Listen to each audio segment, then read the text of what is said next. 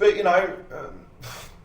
they've got to buy their Porsche somehow. Oh, exactly. But what happened? You know, Australia didn't get any repercussions really of it whatsoever, you know what I mean? Like, but Australia's a different story. Like, it does, if you've got no money to begin with, yeah. and the economy goes fucked, does it matter to you? Do people in poor third world countries that were developing give a fuck that America it doesn't make an impact on their life couldn't buy their flash new watches and Mercedes-Benz? I'm not saying that happened to every American. A lot of Americans lost their homes, and a lot of them lost their lives by taking their own lives because of the stress of debt. But you know, it wasn't it a world financial crisis? Or was it, or was it really just the Western world, you know, and people live who've in the got money money? world? Yeah, because there's still just as many chickens, and still as many bread to be made.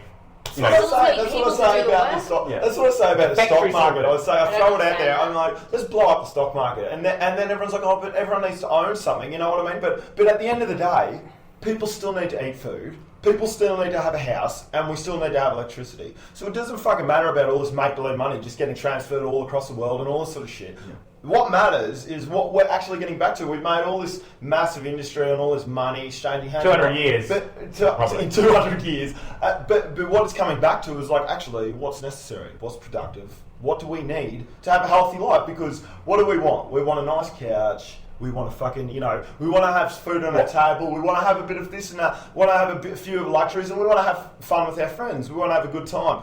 But, you know, is that what is happening in the world today? It seems to be getting harder and harder just to have those basic fundamentals of a good life. Yeah, well, you know what I mean? Well, that's a good life for you after living in Melbourne.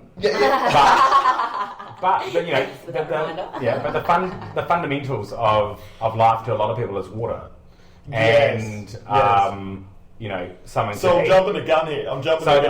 The nice lounge suite and the drinking your wine. Well, I think that's a luxury. La-di-da. Yeah, it is. It fucking is. But like, if we were to get rid of all this, like, big business super profit sort of thing, and we distribute the profits evenly, like in the Congo, coltan makes my iPhone, but the money is given to warlords to keep the slaves in line so that the fucking Apple gets their coltan at a cheap price, you know, so... I think the thing is, and going back to your point earlier on, how you said, you know, what are the fundamentals? And the fundamentals are fresh water, something to eat, shelter, education, healthcare. Yes. You know, when those 5 things are taken care of, a lot of other problems will take care of themselves. Definitely. But also, you remove the fight for survival when you provide people with those. And what do you create? You create a culture. But also, if the human race has a shift in consciousness to the point where we should do that for other humans, and not because I'm getting economic gain from it, just because fucking, you know, they deserve a right to have some sort of decent life, then that is a shift. But it's all about people's thinking that people need to put in effort for what they get. And so it's like, we don't believe in, well, a lot of the time people don't believe in welfare because they think, well, you haven't worked for that. Why should you be taken care of? There's a book by, you have to excuse me, I forget the author, but it was called Atlantis Shrugged. Yeah. Now, it's a very famous book, and a lot of capitalists love this book. It says, if all the CEOs disappeared one day, what would the rest of the world do? Yeah. Would they be able to survive? And the book goes on about, to pretty much say, the underlying toe is that if you don't work for it, you don't deserve it. Yeah. All roads should be private roads, and you should pay for them. All education should be everything should be privatised, and it's the incentive to work. Yes. Great theory. In theory, the problem behind that is that if everything's privatised, and Australia's getting there, we love to privatise in Australia, even with our liberal, you know, well, we wouldn't say liberal government, our very left government that's moved to the centre. Yeah, roads, transport, everything. When you privatise everything, people do miss out. Mm-hmm. And it's back to the very first, you know, the point that we talked about earlier about homeless people living on the street, and people who are either mentally disturbed or physically unable to give as much as somebody who is able, and they get left behind. And then what starts happening? You get slums. So like you said, when you were in LA, there was just down the road from the beautiful mansions, and the beautiful hotels, there's the slums of society and people living in the street. And then where do these people get their hand up? Because there's no private company that's going to force or give out money to help people. It's not profitable, so why the fuck should I? Exactly. And then you go back to what you said earlier on about the global shift of consciousness. Yeah. If we lived in a capitalist world where it's all about privatisation, making money, I'm going to live a nice life. And do you know what? I'm going to live a nice life with all my great friends. And you know what? The people down the road who are homeless and poor, I'm not going to even see them. Yeah. I'm going to put a big giant fence up. And I'm going to drink my rosé. Yeah. That's going to be really nice. And then we're going to go party. And I'm gonna buy my Porsche Carreras with bulletproof fucking windows, and then I'm gonna drive to Crown Casino every single day. All my money get some cunt to park my car. Else to do. Get some cunt to park my car because they can't be fucked walking. Exactly. And then what happens is that you get a society that's divided. You get a society where there's the haves and the have-nots. Yes. And that's where they resent each other. You need to get a the socialist comes in and says, hey guys, what about our old mates down the road? They can't eat. And they're committing crimes. So they're burgling your house. They're stealing your Porsche that you just parked. And then that's where crime develops. And they're uneducated, so they can't get jobs. And it's the cycle that we're in. And this is exactly where we're at now, is that, think about the boom in the 1950s that happened. People would leave their doors unlocked at night. Like, I'm sure people were being raped and murdered still, but it wasn't as prevalent. Because what happened is the divide between the rich and the poor, the haves and the have-not, was never how it is. And now, because of also the advertising that we have when we watch, I want the Rolex watch.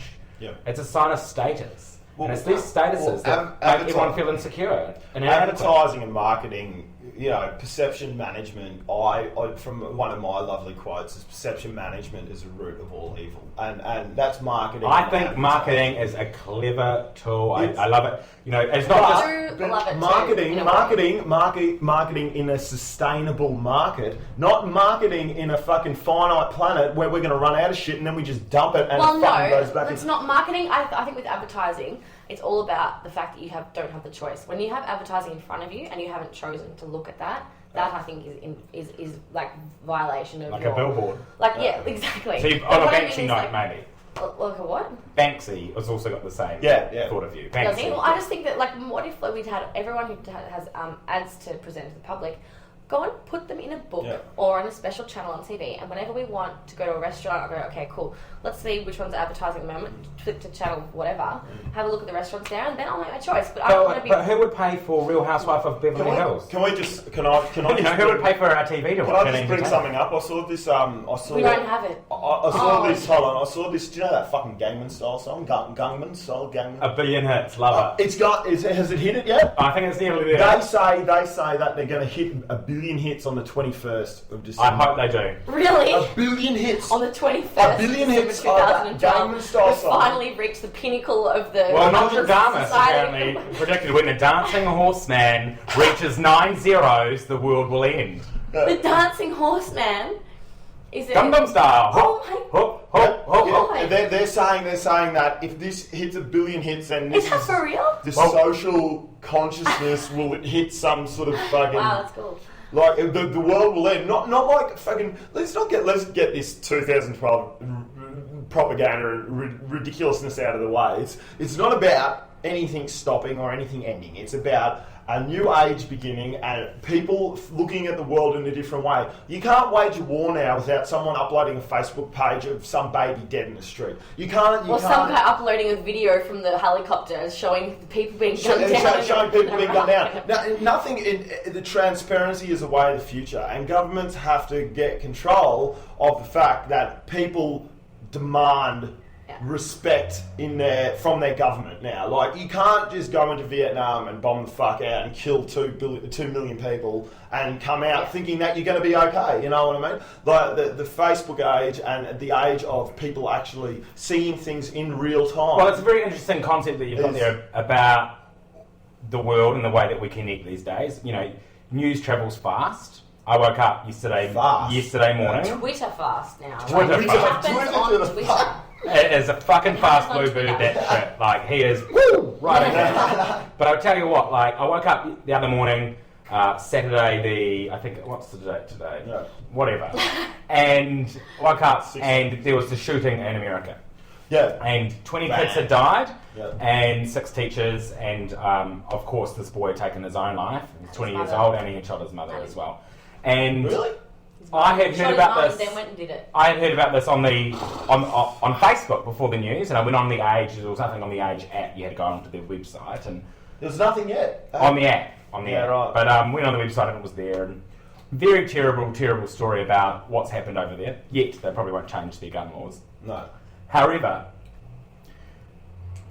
thousands and thousands and thousands of, it's shocking to the world that these 20 young lives have died. I haven't seen a photo of anyone who died yet. I haven't seen their bloody body being pulled out of the school. Yet, that is more shocking to me than when I see young children lying in the street dead in Afghanistan or Iraq, killed by a drone. A drone attack. Okay, I can remember a specific story where there was an accidental missile from a drone fired into a household. It killed 10 family members, and the American Army admitted fault. The wedding of a funeral of someone who had died in a funeral. No, on purpose. It was on purpose. They actually bombed the funeral because there could have been a suspected terrorist. Well, actually, it's all on purpose. It's all on purpose. Because the fact of the matter is that this poor boy in the US, and when I say poor boy, he did kill 26 innocent people. But when I say poor boy, I say, what was the mental condition of this man? Like, there's no rash person goes out and kills these people. There's obviously a mental disorder of some description. And I'm not saying the system failed, I'm saying it's what a sad person. Yes. And I don't take anything away from the victims. I think the victims deserve way more respect and mention than this guy who has committed this horrible crime. But he's gone off and done something out of a almost animalistic behaviour, something that's occurred in his brain. However, the people who go and bomb people in Iraq, they're doing it because they've been told by a higher power, their sergeant or their senior, to do it. It is lethal. It's more mechanical. There's a system in place. It's documented. And there's no apology. Yeah. And these people that are being pulled out of the rubble, these babies and these innocent victims, well, they just go as a statistic. That's war. Yeah. That's the sad thing about war. And this is what I always say to people. I say, well, they say, oh, how about this tragedy? And I say, well, how about the Iraq War? They've got I think it was 900,000 civilian deaths. Oh, but people like to hear about stories that happen closer to their home or this or that. And you're like, well, fucking hold on. If I had a war in Australia and my family died, I'd be fucking pissed. You know what I mean? That's exactly it. You just and I'd be fucking pissed. It's like fucking because it happens over there and they die. It's just this news. It's this disconnect from what I see on my TV screen to what I'm experiencing right here. Okay. I don't want anyone to die. And I want to go back to a point that you made earlier on about advertising. How is a war sold to you? It's all advertising, and advertising is just a form of propaganda. We live in the West for our freedoms that this war's happened. So when we see a dead body lying in the streets, but it's for our freedom. For a government to control a democracy properly, propaganda has to be deeply sown in the community. Because you can't be communist like, bang, that's how it is. If you don't like it, we'll fucking shoot you. You know what I mean? With a free, inverted commas, free society, you have to have democracy and propaganda sown so fucking deeply. When you talk about people don't actually know what they're saying. When you talk about Julian Assange, right? You say about he released this. He's a prophet, man. He's running for Senate. He's a biblical fucking... Well, that gives him political powers to get him out of house arrest, essentially, is what he's in. Still, at the embassy, the Ecuadorian embassy. And full props to Ecuador, by the way. Oh, yeah. Full props. And clever strategy by WikiLeaks to get him there. Do you know that Ecuador is now considering political asylum for Assad? For the dictator in Syria. Yeah. They're now considering having... Well, he just got paid $4 million, didn't he? Who did? No, I'm thinking I made that office. No.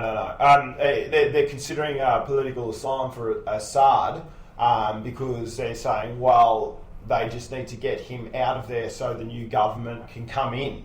You know, because if he stays there, they're going to die. So it's all about the fact